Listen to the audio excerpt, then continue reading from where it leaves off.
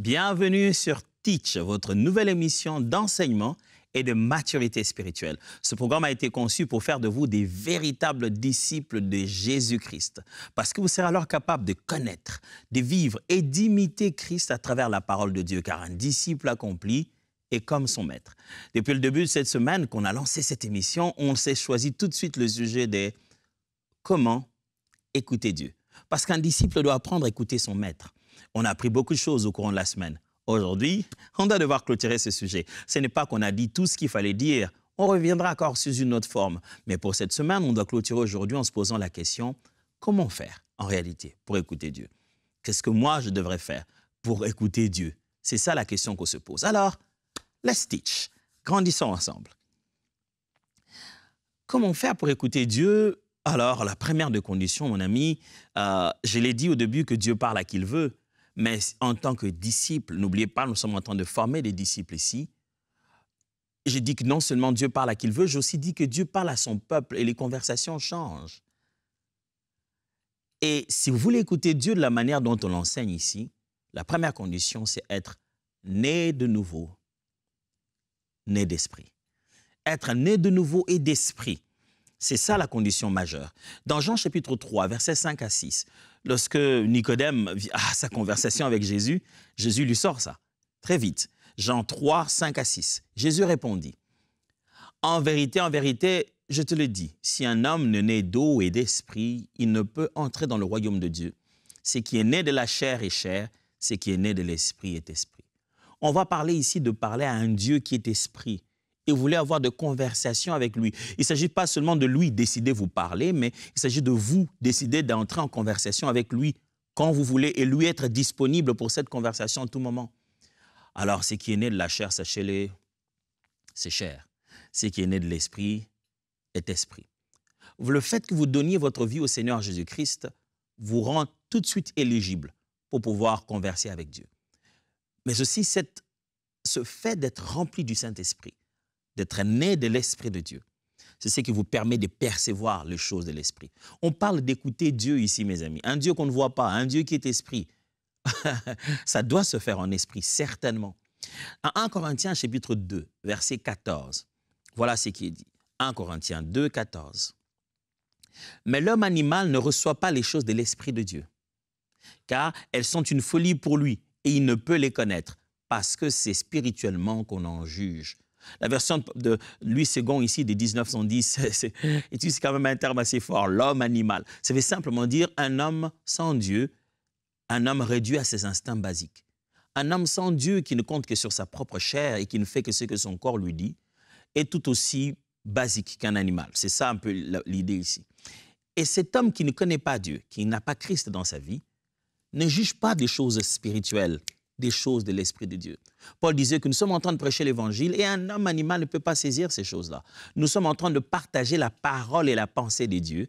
C'est seulement un homme spirituel qui comprend ces choses-là. Naître d'esprit, naître de nouveau et d'esprit, vivre cette vie spirituelle, c'est la première des choses pour apprendre à écouter Dieu, parce que ça se passe en esprit.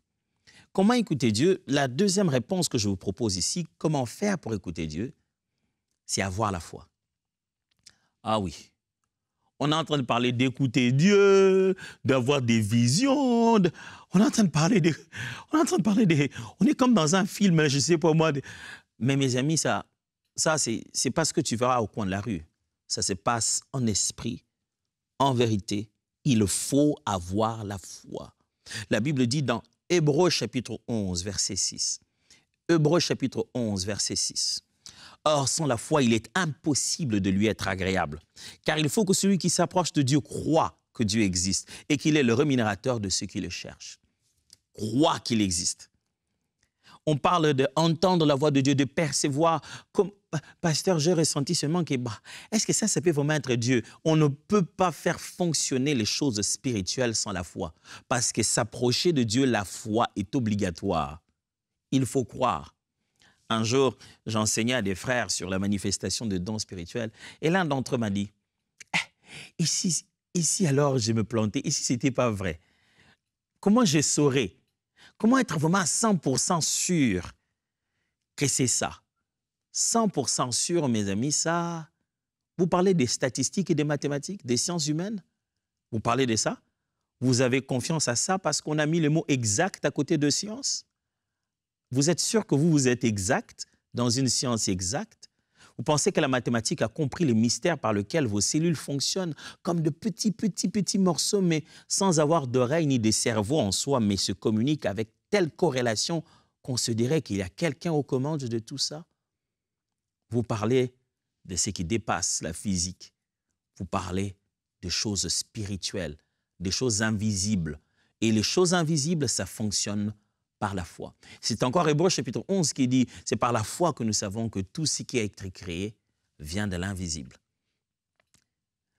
Vous ne pouvez pas vous dire être capable d'écouter Dieu si vous ne faites pas confiance que Dieu existe, si vous ne faites pas confiance que ces choses-là fonctionnent, si vous ne faites pas confiance que ce que vous percevez peut être vraiment très simple, très fragile, mais que c'est en réalité Dieu qui vous a parlé. Vous savez, il y a des gens qui pensent que quand c'est Dieu qui leur a parlé, ils doivent s'agiter. Je me rappelle une fois, nous prions pour un frère et nous étions en train de prier pour son baptême de feu et qu'il parle en langue. Il est venu nous dire, frère, je soupire de parler en langue, je voudrais que vous priez pour moi. Il dit, OK, on va prier pour toi. Et comme on priait pour lui, on priait, on parlait, j'ai une conviction de l'esprit d'ouvrir mes yeux. J'ai ouvert mes yeux et je l'ai trouvé comme ça. J'étais un peu étonné. Il dit, mais j'ai arrêté la prière. J'ai dit, mais mon frère, qu'est-ce qu'il y a? Il a dit, j'ai ouvert mes yeux pour que le Saint-Esprit parle à travers moi. Que comme ça, quand il y a des paroles, ça sort directement. Donc, nous, on priait, il était là. Il attendait que les paroles sortent de sa bouche. On dirait qu'il n'avait pas lu qu'il est écrit « Chacun d'eux s'est mis à, chacun d'eux s'est mis à, chacun d'eux s'est mis à parler en langue selon que l'Esprit leur donnait de s'exprimer. » C'est chacun qui parle en langue, pas l'Esprit qui parle en toi comme si tu étais devenu un médium. Mais ce sont des choses spirituelles, mes amis. Si vous le prenez mathématiquement, ça ne marchera pas. Vous devez avoir la foi que ce qui est dit, c'est comme ça que ça fonctionne. Parce que chaque don s'exerce d'après la mesure de la foi. Comment faire pour vraiment écouter Dieu? Troisième chose, c'est connaître la parole écrite. Je l'ai presque dit l'émission passée, la place de la parole de Dieu. Mais comment faire pour écouter Dieu? La parole écrite est importante, mes amis.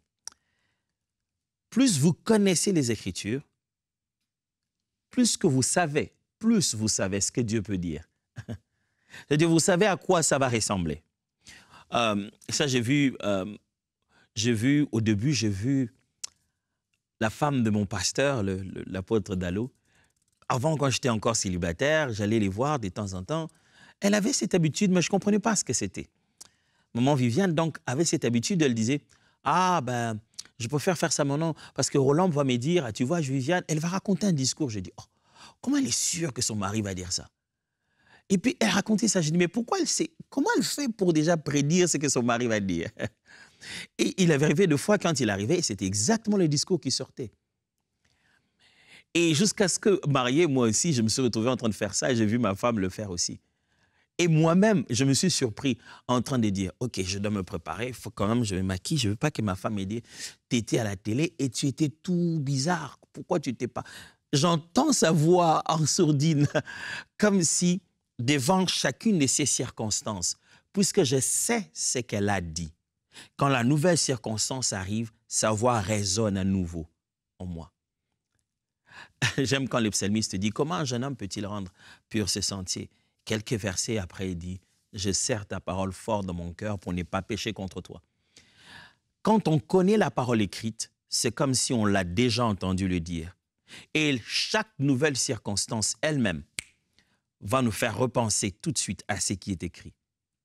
On va tout de suite se dire, dans pareille chose, il dit ça. Je sais ce qu'il a dit pour ça.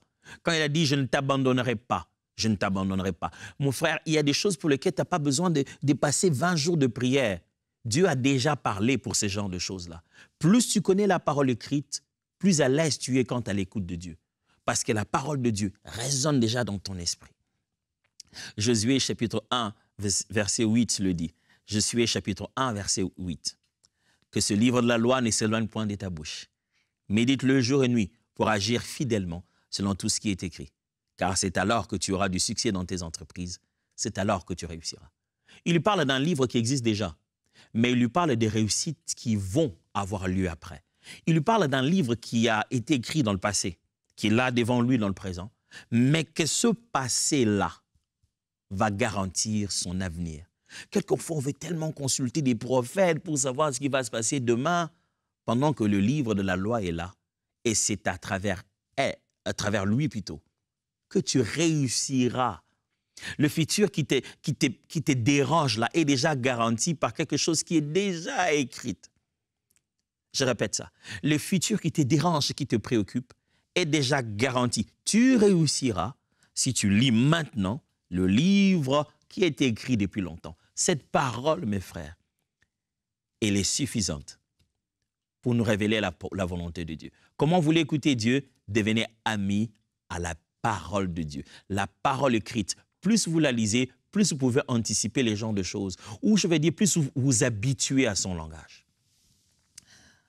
Comment faire pour écouter Dieu? Je suis sûr que jusqu'ici, ça va et que chacun prend des notes. Et chacun se dit, c'est vrai, c'est intéressant. Rien de mystérieux. Autre chose pour apprendre à écouter Dieu, c'est cultiver la solitude dans la prière personnelle. Oui, vous avez bien entendu. Cultiver la solitude dans la prière personnelle. Il est important, quand vous voulez écouter Dieu, d'apprendre à être seul. Quand je parle de seul, ce n'est pas toujours physiquement seulement. Parce qu'il y a des gens qui sont seuls, très loin. Seul, il n'y a personne. Il est vraiment seul avec son téléphone. Oh, et dans lequel il y a 1 million de followers. Tu n'es pas seul.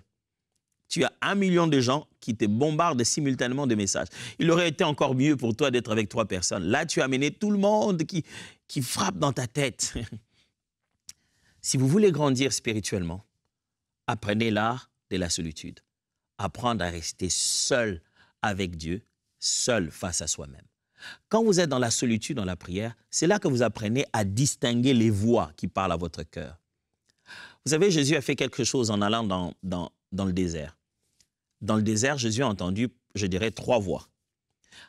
Il a commencé par entendre la voix de son propre corps qui lui dit « tu as faim ». La Bible dit, après avoir jeûné pendant 40 jours et 40 nuits, il eut faim. Tout en lui a dit « oh, Jésus, ce corps aussi dit que j'ai faim. J'ai faim, il faut que tu manges ». Après, Jésus a entendu le diable lui parler.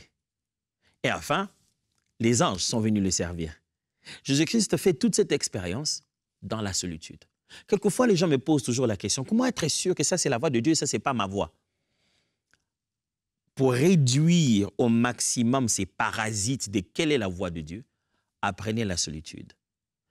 Vous aurez déjà résolu le problème d'entendre les gens. Vous n'entendrez pas des gens. Vous savez, quand vous êtes en train de prier vous-même, entouré, et puis il peut y avoir du bruit, quelqu'un parle là-bas, il cite votre nom, vous dites, Éternel, est-ce que c'est toi qui parles? Non, mais c'est quelqu'un qui te cherche dehors, qui est en train d'appeler ton nom. Adam se dit, oui Seigneur, parle, ton serviteur entend. Et tu entends ta mère dire, je t'attends ici, tu devais manger. Ah, c'était maman.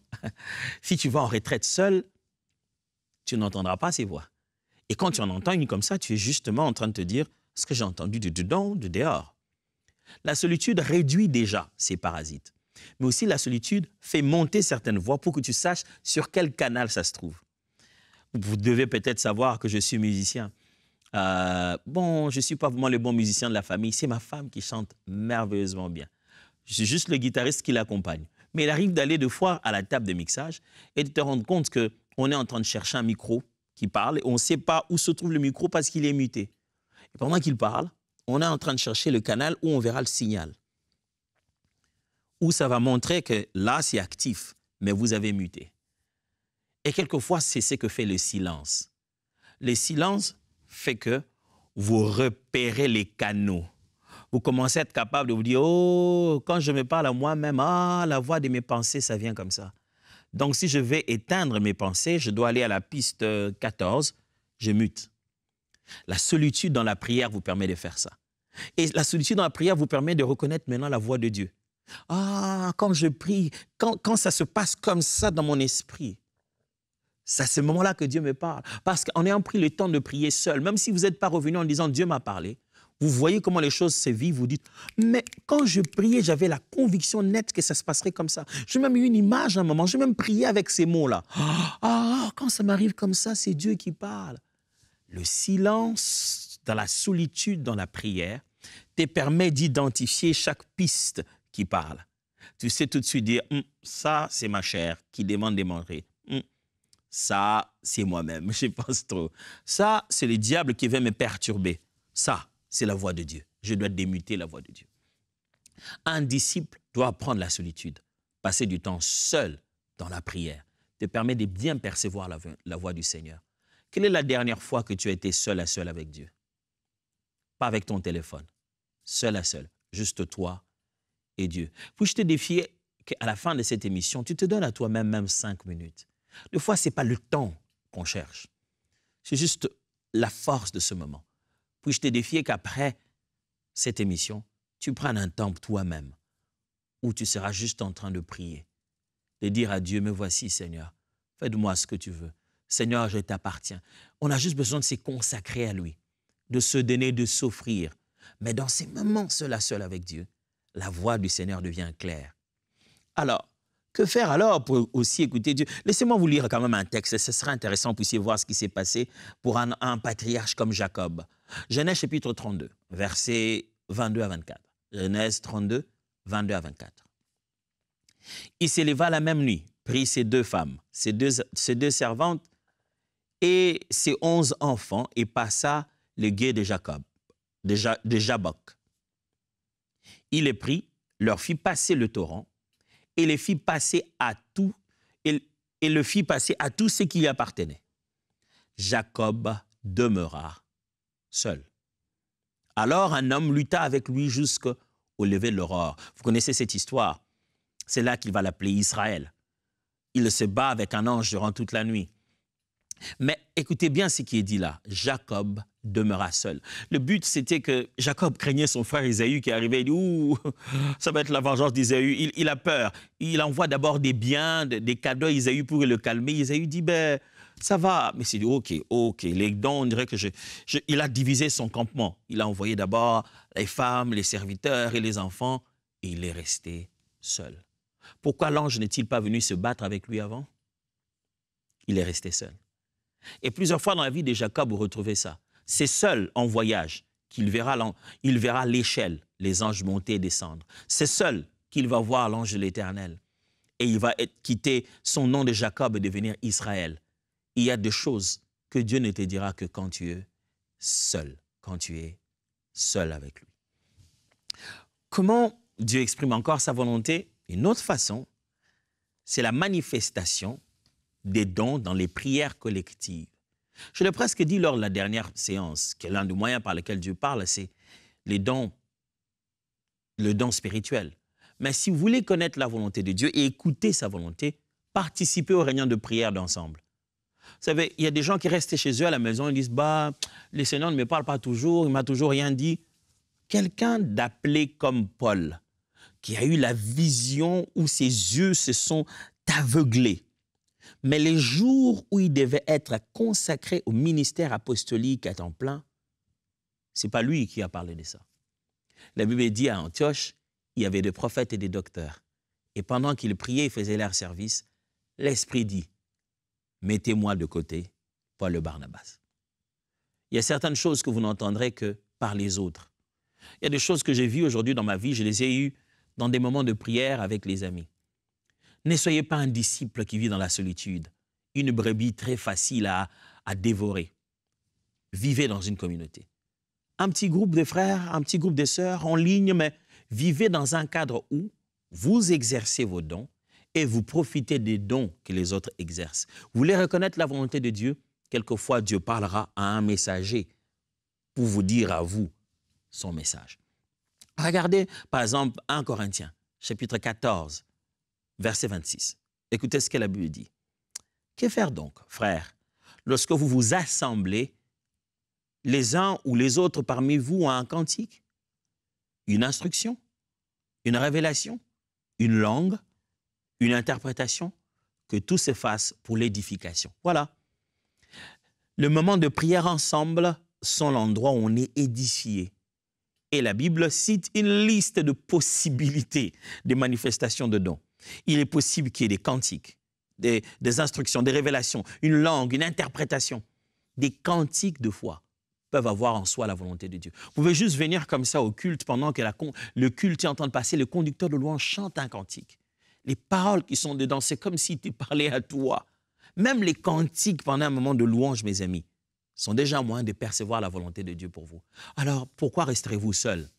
Pourquoi vivre, surtout quand vous êtes en train, vous savez ce que moi je fais d'habitude, quand je suis préoccupé par une chose pour laquelle je prie, je passe du temps seul. Je prie, je cherche la face de Dieu, mais après, je me rassure que je vais pouvoir aller dans une réunion collective. Parce que très souvent, c'est comme ça que je perçois l'écho de la voix de Dieu. Ce que Dieu m'a dit seul, d'une certaine manière, reviendra. Soit par le prédicateur, soit par le chantre, soit à un moment donné, par quelque chose, mais ça me permet de balancer ce que j'ai perçu. Alors, la manifestation des dons des autres, c'est l'un des meilleurs moyens de percevoir la volonté de Dieu pour vous. Et enfin, si vous voulez savoir qu'est-ce que Dieu veut, comment reconnaître sa volonté, comment l'écouter, vous devez apprendre à vous reposer. Je suis sûr que vous n'avez pas vu venir ça, n'est-ce pas? Vous pensez que j'allais encore sortir une autre technique spirituelle? Apprenez à vous reposer. Je ne veux pas vous enseigner le judaïsme, mais il y a quelque chose qu'on aime bien dire chez les Juifs.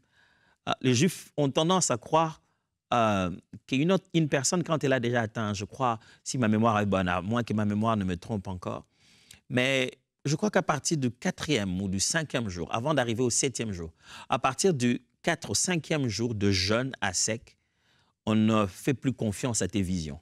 C'est ça dans la culture. Ça veut dire qu'à partir de ce moment, on dit, ce n'est plus Dieu qui parle, c'est ton ventre qui parle. Non, ça c'est leur façon de croire à ça. Mais c'est juste, j'aime bien le fait qu'ils ont mis quand même des garde-fous en se disant, au bout d'un certain moment, on commence à avoir des visions de la fin. Les corps nous jouent de tours. Tu n'es plus fiable à partir de ce moment-là. Parce que tu es fatigué et épuisé. Mon frère, la fatigue peut vous faire faire des choses. Ça peut vous faire entendre des voix. Dieu n'aime pas utiliser un instrument fatigué comme ça. Un jour, un prophète de Dieu était fatigué, et je vais même utiliser le mot déprimé. Il vient de faire quelque chose de glorieux, il a fait descendre le feu, mais on le poursuit, il a fui, il est dans le désert, il fuit, il prend ses serviteurs, il les laisse quelque part, il dit, bon, vous restez ici, moi je vais aller dans le désert. Il va faire quoi dans le désert? Il est perdu. Il est tellement fatigué qu'il s'endort. Et Dieu ne vient pas le réveiller en disant, réveille-toi. Prophète fatigué, regarde-moi celui-là. Tu fais descendre le feu et tu ne peux pas croire que moi, l'Éternel, je peux te protéger contre Jézabel. Non, non, non. Dieu plutôt vient, l'ange le réveille, il dit, lève-toi, mange. Quand il mange, après, il s'endort encore. L'ange revient, il dit, hé, lève-toi, mange encore parce que le chemin est long. Waouh, Dieu est fantastique. Il sait même nous apporter le repas parce qu'il sait que ce qui se passe là, se passe au niveau de notre corps. Il est prophète, mais prophète affamé. Il est prophète, mais prophète fatigué. Mes frères, si vous voulez vraiment apprendre à élever votre sensibilité spirituelle, faites attention avec le corps. Prenez soin de lui. Parce que votre corps est le temple du Saint-Esprit. Je répète, votre corps. La Bible ne dit pas votre âme, votre esprit, dit votre corps est le temple du Saint-Esprit. Et j'aime quand Paul le dit, celui qui détruit les temples de Dieu, Dieu les détruira. C'est à vous de vous reposer. Moi qui vous parle, je suis un travailleur, un grand travailleur. Je travaille beaucoup. Alors, je peux vous assurer que je travaille beaucoup. Mais les temps qui sont passés m'ont appris une chose. Il faut se reposer. C'est important. Je me souviendrai qu'une fois, j'ai souffert tellement dans ma santé, j'avais un problème comment on appelle ça? Des nerfs sciatiques. Ça faisait mal chaque fois que je faisais certaines positions. Je ne pouvais pas me tenir comme ça pendant longtemps. Je suis allé faire des scanners, je suis allé par-ci, par-là. Et on m'a dit, ben, écoute, en fait, ce qui se passe, c'est un de tes nerfs et dans ton omoplate, là-bas, quelque part, et c'est au milieu de tes os. Donc, quand tu bouges, c'est vraiment très désagréable. Voilà, la possibilité, c'est que soit on va t'opérer, mais c'est très risqué pour rien parce que c'est quand même des nerfs, si on sectionne ça, c'est parti. Le problème devient plus grave. Ou alors, on va te masser jusqu'à ce qu'on fasse le bon mouvement qui va ressortir ce nerf-là. Je suis allé en kiné, on a tenté. Rien. J'ai passé beaucoup d'années avec ça, peut-être 3 ans. J'avais tout le temps cette douleur, tout le temps cette douleur. Un jour, je viens voir Dieu, je viens prier, je dis, Seigneur, pourquoi ça? Mais moi, je prie pour les autres, mais tu les guéris, pourquoi j'ai ça? Dieu me dit, mais tu n'as pas besoin de prière? Je dis, mais qu'est-ce qu'il y a? Elle dit, repose-toi. Quand Dieu te dit de te reposer, c'est bizarre. Hein? Jésus l'a dit aux disciples un jour. Il a dit, il les a pris hors de la foule. Il a dit, venez, venez vous reposer. Vous ne pouvez pas tout le temps rester là-bas. Venez, venez vous reposer. Dieu sait qu'on a besoin de repos. Dieu lui-même s'est reposé. 7e jour. Si tu ne sais pas te reposer, si tu ne sais pas redémarrer le corps, tu ne respectes pas le sabbat du Seigneur. Tu ne permets pas au projet de Dieu tu ne te permets pas d'être frais à nouveau. Tu ne te permets pas de te renouveler pour être sur pied comme au premier jour, pour que le Seigneur puisse t'utiliser. Je vis des gens commettre beaucoup d'erreurs dans le ministère parce qu'ils sont venus en disant Dieu leur a parlé, mais ils étaient juste trop fatigués, trop submergés. Et à ce moment-là, ils ont eu des parasites spirituels, je dois appeler ça comme ça. Ils ont commencé à dire et à entendre des choses qui n'ont rien à voir. J'ai vu des gens qui étaient sous la pression il faut que tu prophétises, c'est toi le prophète. Il s'est mis la pression, il n'a pas dormi toute la journée, il était là-bas en train de prier. Mais tu l'entends parler de certaines visions, tu te dis, mais tu voyais quoi? Il est juste trop fatigué. Le texte que je vous ai dit tout à l'heure de Élie le prophète se trouve dans 1 Roi chapitre 19, versets 4 à 8. Pour lui, il alla dans le désert où, après une journée de marche, il s'assit sous un genêt et demanda la mort en disant « C'est assez maintenant, Éternel, prends mon âme, je ne suis pas meilleur que mes pères. » Il se coucha et s'endormit sous un genêt. Et voici un ange le toucha, lui dit « Lève-toi, mange. » Il regarda, il y avait à son chevet un gâteau cuit sur des pierres chauffées et une cruche d'eau. Il mangea et but, puis se recoucha. L'ange de l'Éternel vint une seconde fois, le toucha et dit « Lève-toi, mange, car le chemin est trop long pour toi. » Il s'éleva, mangea et but, et avec la force que lui donna cette nourriture, il marcha 40 jours et 40 nuits jusqu'à la montagne de Dieu à Horeb. Cet homme avait déjà voyagé, mais il avait encore un voyage de 40 jours, mes amis. Et il a eu comment? Par un repas, ou un super repas. Hein? Je ne sais pas ce qu'il a mangé, du foufou peut-être. Il a mangé un repas qui lui a permis de marcher 40 jours. Dieu avait des choses à lui dire et le rendez-vous était à 40 jours de marche. Mais il devait manger. Des fois, c'est dans l'assiette que se trouvent les choses qui nous empêchent d'écouter Dieu. Des fois, les gens sous-estiment le fait que vous pouvez manger des substances qui vous font délirer. Vous pouvez manger à une heure qui vous fait rêver des mauvaises choses. Vous pouvez tellement manquer de fatigue que vous perdez votre perception spirituelle. N'oubliez pas, même si ça se fait en esprit et en vérité, nous sommes dans cette enveloppe charnelle. Il faudra en prendre très bien soin pour ne pas perturber le processus que l'Éternel a commencé. C'est cette toute première semaine qui est la semaine des Teach. J'espère que vous avez aimé et j'espère que vous êtes en train d'être édifiés. Mais il y a encore de merveilleux sujets qui nous attendent. Cette semaine, on s'est concentré seulement sur comment écouter Dieu. On a commencé par parler, c'est quoi? Qu'est-ce que signifie écouter? Quels sont les moyens que Dieu utilise pour nous parler? À qui Dieu parle-t-il? Pourquoi Dieu parle-t-il? Et aujourd'hui, on était en train de finir en se disant, comment faire pour réellement écouter Dieu personnellement? J'espère que ce qu'on a appris nous a beaucoup aidé. Pour l'instant, continuons à rester disciples de Christ et donnons-nous rendez-vous pour la semaine prochaine dans la même émission Teach. Let's teach! Grandissons ensemble. Dieu vous bénisse.